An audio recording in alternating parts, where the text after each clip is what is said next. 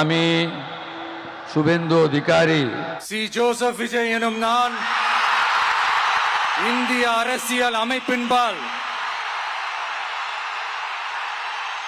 ভারতের বিধানসভা নির্বাচনে পশ্চিমবঙ্গে শুভেন্দুর মেরুকরণ ও বর্জনের রাজনীতি, অন্য পাশে তামিলনাড়ুতে বিজয়ের মানবিক সাম্য ও সুরক্ষার হুঙ্কার।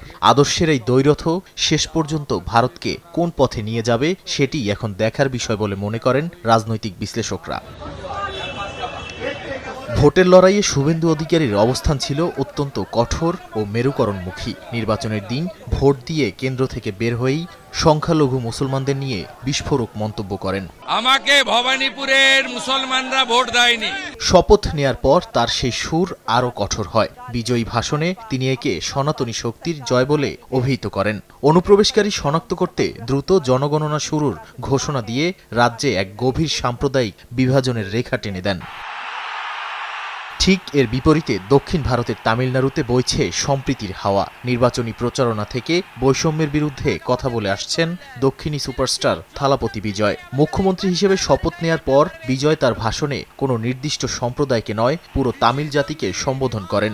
শুভেন্দুর বর্জন নীতির বিপরীতে বিজয়ের কণ্ঠে ছিল অন্তর্ভুক্তির ডাক।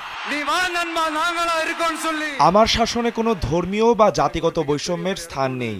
আমি ৮ কোটি তামিল নাগরিকের প্রত্যেকের নিরাপত্তা ও অধিকার নিশ্চিত করতে দায়বদ্ধ।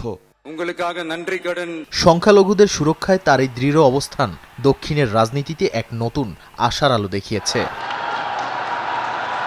একই সময়ে দুই বড় রাজ্যের দুই নেতার এই বৈপরীত্য ভারতের গণতান্ত্রিক কাঠামোর জন্য এক বড় পরীক্ষা। শুভেন্দু যেখানে হিন্দু সংহতি ও সীমান্ত রাজনীতির ঘোড়ায় সাওয়ার, তখন বিজয় সেখানে ধর্মনিরপেক্ষতা ও সামাজিক ন্যায় বিচারের অঙ্গীকার করেছেন।